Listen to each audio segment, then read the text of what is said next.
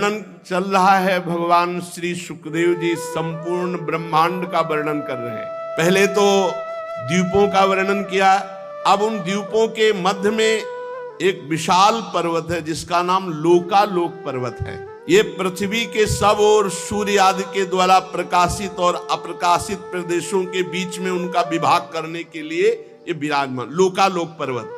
सूर्य भगवान जैसे जैसे इस चक्कर लगाते हैं इस पर्वत का, तो जिधर होते हैं उधर दिन होता है और पीछे रात होती है। मेरु पर्वत से लेकर मानसोत्तर पर्वत तक जितना अंतर है, उसके बीच में शुद्धोदक समुद्र है, शरबत का समुद्र। जो अपने यहाँ है वो क्षार नमक का।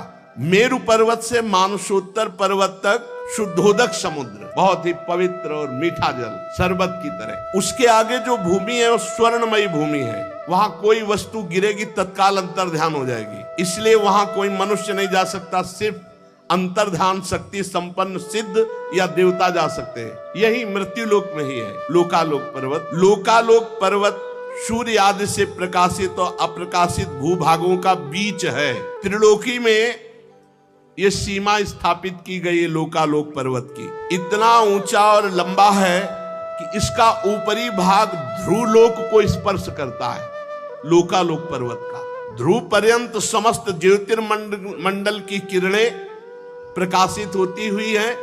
तो एक ओर जब प्रकाश होगा तो दूसरी ओर अंधकार। सूर्य कभी अस्त नहीं होते, भगवान सूर्य कभी अस्त नहीं होते। प्रमाण लक्षण स्थिति के अनुसार ये हमने भूमंडल का वर्णन किया। ये 50 करोड़ योजन का है भूमंडल। जहां पृथ्वी है ये मिट्टी की, जिसमें मनुष्य पशु पक्षी सब रहते हैं, ये 50 करोड़ योजन। एक योजन को मतलब 4 को 50 करोड़, तो 5 को है 200, 50 करोड़ को मतलब 200 करोड़ कोस। ये पूरी भूमि है जिसमें मनुष्य वास करते हैं। 12.5 करोड़ योजन का लोकालोक पर्वत है। बीच में जो है उधर स्वर्णिम भूमि, इधर भूमि ये उपजाऊ।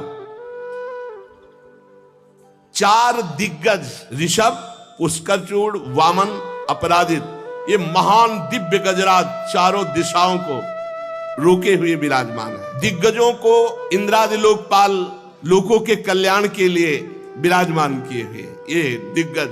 सर्वांतर्यामी परम पुरुष भगवान विश्वक्सेन इनको अपार सामर्थ्य दिए हुए योग माया से रचे हुए भगवान के भूमंडल का वर्णन हुआ। सूर्य की स्थिति, वैसे विज्ञान कहता है कि भूमि घूमती है, लेकिन हमारा शास्त्र कहता है कि सूर्य चक्कर लगाते हैं। पृथ्वी के बीच में जो ब्रह्मांड का केंद्र है, ब्रह्मांड गोलक, वो 25 करोड़ योजन का है। 25 करोड़ योजन का है। 50 करोड़ भूमि योजन ये है। उधर तो स्वर्णिम भूमि है लोकालोक पर्वत के, वहां देवता या सिद्ध अंतर ध्यान शक्ति संपन्न जा सकते हैं और इसको प्रकाशित करते हैं। इसलिए भगवान सूर्य का नाम एक मार्तंड हुआ। हिरण्यमय ब्रह्मांड ये भगवान विराट से प्रकट हुआ, इसलिए इसे हिरण्यगर्भ भी कहते हैं।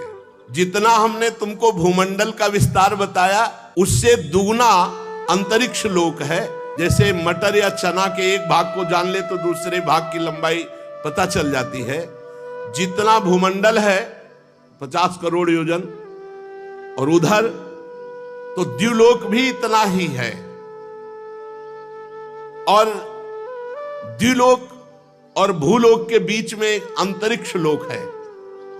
ये दोनों का संधि स्थान है। मध्य भाग ग्रह नक्षत्र विराजमान है। अंतरिक्ष में भूमंडल और अंतरिक्ष के बीच में ही ये ग्रह नक्षत्र दिखाई दे रहे हैं। इनके ऊपर द्युलोक है, जहां किसी यंत्र का प्रवेश ही नहीं हो सकता है। वहां तो आगे द्युलोक में फिर स्वर्ग आदि की तरफ यात्रा वो सब सिद्ध और देव पुरुष करते हैं। अंतरिक्ष में कुछ सीमा तक ये यंत्र आदि जा सकते हैं। भगवान सूर्य उत्तरायण और दक्षिणायन इस गति से चलते हैं, मकर आदि राशियों में ऊंचे नीचे समान स्थानों में जाकर कभी दिन को बड़ा करते, कभी रात को बड़ा करते, कभी दिन को छोटा करते, कभी रात को छोटा करते हैं। पंडित जन बताते हैं, पंडित माने ज्ञानी जन, मानसोत्तर पर्वत पर सूर्य की परिक्रमा का मार्ग 9,51,00,000 योजन है। एक राउंड 9,51,00,000 योजन। मेरु पूर्व की तरफ जब भगवान सूर्य जाते हैं तो देवराज इंद्र की जो देवधानी अमरावतीपुरी है उसको प्रकाशित करते हैं।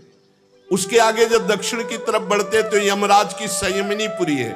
फिर जब पश्चिम की तरफ बढ़ते हैं तो वरुण जी की निम्लोचनी, और उत्तर की तरफ तो चंद्रमा की विभावरी, इन पुरियों को प्रकाशित करते हुए भगवान सूर्य आगे बढ़ते हैं। तो सूर्योदय, मध्याह्न, सायंकाल, अर्धरात्रि, ये क्रम से होती रहती। भगवान सूर्य कभी अस्त नहीं होते, उनका निरंतर परिक्रमा चलती रहती भूमंडल की। भगवान सूर्य जब मेरु को बाएं ओर रख करके चलते हैं तो दिखाई देता है कि वो दाईं ओर चलने पर चलते वो बाईं ओर है। जिस समय भगवान सूर्य का उदय जहां होता है ठीक उसी समय कहीं अस्त दिखाई देता है। कहीं जहां भगवान सूर्य मध्याह्न के पसीना पसीना कर रहे हैं किसी को, तो उसी समय आराम से आधी रात को कोई सो रहा होता है। भूमंडल में देख लो, यही की बात कह रहे हैं।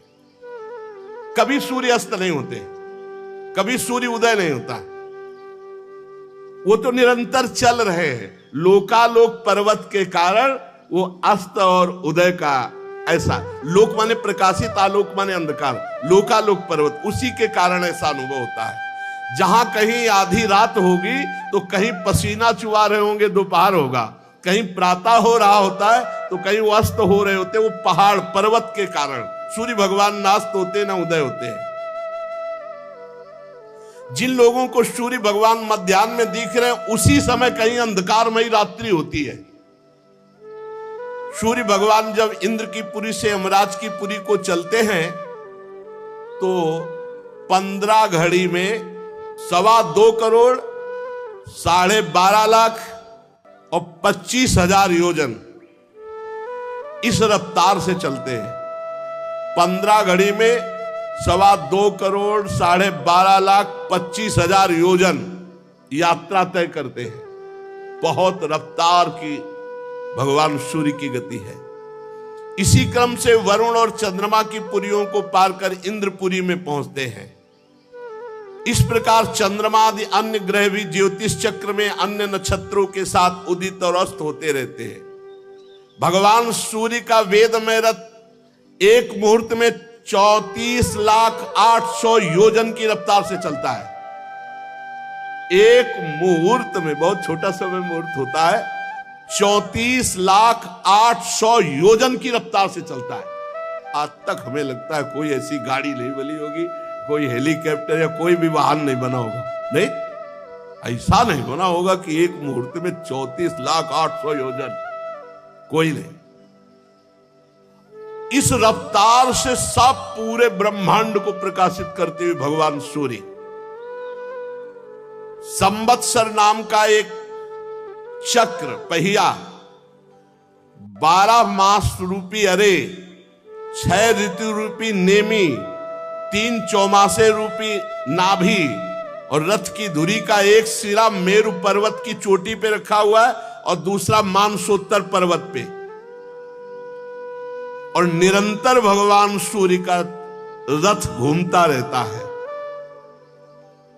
एक पहिया सुमेरु पर्वत पर, एक मानसोत्तर पर्वत पर, और बीच से एक यंत्र गया जो ध्रुवलोक से कनेक्शन है। जैसे ऊपरी भाग को रोके तो ऐसे रथ से ऊपर ध्रुवलोक से कनेक्शन। एक पहिया सुमेरु, एक मानसोत्तर पर्वत, और बीच की यात्रा चलती है जिसमें भगवान सूर्य बैठते हैं। वो सिंहासन रथ का जानते हो कितना बड़ा है? 36 लाख योजन। सूर्य भगवान को ऐसे थोड़ी कि हमारी तुम्हारी तरह वैसे बैठे हैं कि हाथ दो हाथ में बैठ गए। 36 लाख योजन रथ में बैठने का स्थान है भगवान सूर्य के।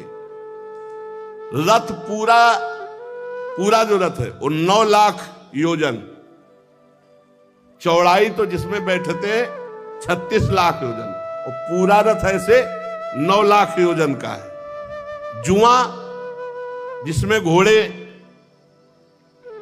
तो वो 36 लाख योजन का लंबा जुआ है। तो घोड़े कौन है?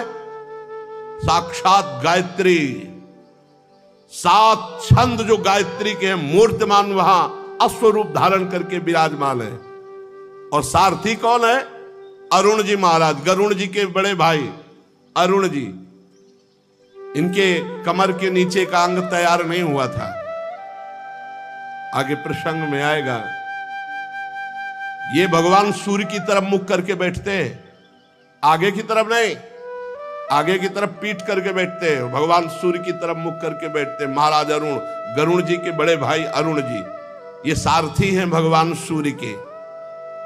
गायत्री मूर्तिमान छंद, ये 7 घोड़े हैं। रफ्तार एक मुहूर्त में 34 लाख 800 योजन। भगवान सूर्य इस रथ पर विराजमान होकर भूमंडल को प्रकाशित करते हैं। सूर्य देव की तरफ ही मुंह करके अरुण देव उनके सारथी बैठते हैं। विश्व में दूसरा कोई सारथी नहीं इनके सिवा, कोई सारथी नहीं कि भगवान सूर्य के सामने बैठ जाए। अरुण देव ही महाराज है। माता की गलती के कारण नीचे के अंग तैयार नहीं हो पाए थे, आगे प्रसंग आएगा तो कहीं। और 60,000 ऋषि बाल खिल्ले ये स्तुति करते हुए चलते हैं। 60,000 बाल खिल्ले ऋषि ये भगवान सूर्य के रथ में भगवान सूर्य की स्तुति करते हुए चलते हैं। ऋषि गंधर्व अप्सरा नाग यक्ष राक्षस देवता, ये 14 कोई नृत्य कर रहा है, कोई गान कर रहा है, कोई स्तुति कर रहा है, कोई ऐसे चलते हैं भगवान सूर्य। जैसे भगवान सूर्य चल रहे तो गंधर्व गान कर रहे, अप्सरा नृत्य कर रही, ऋषि स्तुति कर रहे, ऐसे चलते हैं भगवान सूर्य।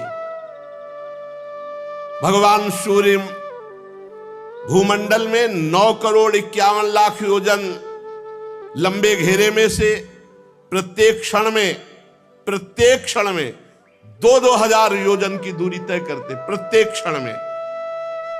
परीक्षित ने कहा महाराज आपने जो कहा कि भगवान सूर्य राशियों की ओर जाते समय मेरु और ध्रुव को दाईं ओर रखकर चलते, पर दिशा दिखाई देती है कि वो दक्षिण की ओर चल रहे हैं। समझ नहीं पाया आपका कहने का भाव। श्री सुखदेव जी महाराज कह रहे कुम्हार के घूमते हुए चाक पर बैठ करके अगर चींटी देखे, चींटी चाक में बैठी हुई है और चाक घूम रही, तो चींटी विभिन्न स्थानों में दिखाई देगी, लेकिन बैठी एक ही जगह है। विभिन्न स्थानों में घूमने के कारण दिखाई देगी। इसी प्रकार नक्षत्र और राशि ये काल चक्र में पड़कर ध्रुव और मेरु को दाएं रखकर घूमने वाले सूर्य को ये स्थित दिखाई देते हैं। ग्रह नक्षत्र तारे तो लगता है सूर्य दाईं ओर चल रहे हैं, पर सूर्य दाईं ओर नहीं चल रहे, सूर्य बाईं ओर चल रहे हैं। वो ग्रह नक्षत्र वहीं विराजमान है, इसलिए ऐसा दिखाई देता है। ये आदि पुरुष भगवान नारायण का स्वरूप ही है सूर्य भगवान, साक्षात नारायण। बोले कहां है भगवान? तो देखो ना किसने सूर्य भगवान को प्रकट किया है, कौन प्रकाश दे रहा है? प्रत्यक्ष में भगवान नारायण है सूर्य भगवान। ये वेदमय विग्रह से 12 मासों को विभक्त करते हैं और 6 ऋतुओं को, यही भारत देश में, अन्यत्र यह नहीं है। 6 ऋतुएं अन्यत्र नहीं है। आप देखो कहीं कहीं एकदम शीतलता ही शीतलता मिलेगी, गर्मी बरसात हेमंत ये शिशिर ये सब ऋतु, कहीं तो एकदम ठंड और कहीं इतनी गर्मी की पूछो मत। वर्णाश्रम धर्म के अनुसार इन्हीं भगवान सूर्य नारायण की उपासना करके परम पद को भी प्राप्त किया जाता है। सूर्य भगवान संपूर्ण लोकों की आत्मा है। इन्हीं से रात दिन का विभाग होता है। उनका एक अव्यय ऋतु कहलाता है।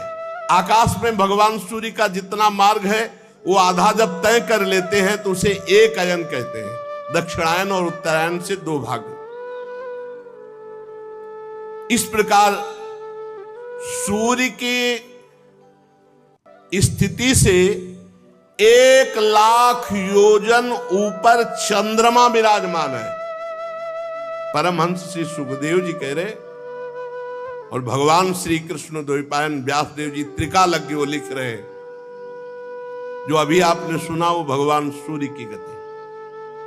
अंतरिक्ष के ऊपर जो द्युलोक है, उस द्युलोक के ऊपर सब पुरियों को प्रकाशित करते हुए भगवान सूर्य जो सुमेरु आदि में विराजमान अपने रथ पर, वहां किसी की पहुंच आज तक किसी की नहीं है। फिर कह रहे सूर्य से ऊपर 1,00,000 योजन चंद्रमा विराजमान है। हमारा शास्त्र कह रहा है कि सूर्य से ऊपर 1,00,000 योजन चंद्रमा विराजमान है। चंद्रमंडल, चंद्रमा की चाल सूर्य से भी बढ़कर तेज है, इसलिए वो सब नक्षत्रों के आगे रहता है। सूर्य के 1 वर्ष के मार्ग को चंद्रमा 1 महीने में तय कर लेता है और 1 महीने के मार्ग को 2.25 दिन में और 1 पक्ष के मार्ग को 1 ही दिन में तय कर लेता है। ये कृष्ण पक्ष में क्षीण होती हुई कलाओं से पितृगण के और शुक्ल पक्ष में बढ़ती हुई कलाओं से देवताओं के दिन रात का विभाग करता है। 30-30 मुहूर्त में एक नक्षत्र को पार करता है। ये अन्नमय अमृतमय होने के कारण समस्त जीवों की प्राण और जीवनी शक्ति को बढ़ाता है चंद्रमा। इसलिए इनसे मोहित मत होना। यह सुनकर के श्री राधा वल्लभ लाल की